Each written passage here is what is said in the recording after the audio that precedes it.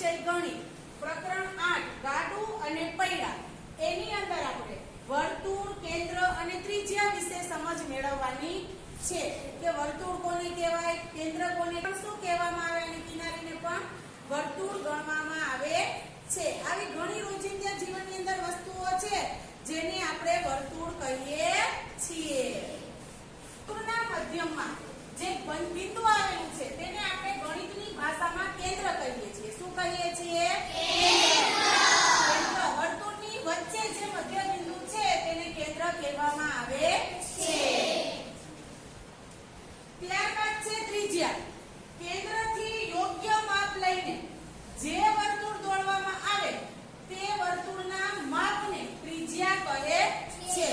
કેન્દ્રથી યોગ્ય માપ લઈને એ માપ દ્વારા જે વર્તુળ દોરવામાં આવે તે માપને ત્રિજ્યા કહે છે।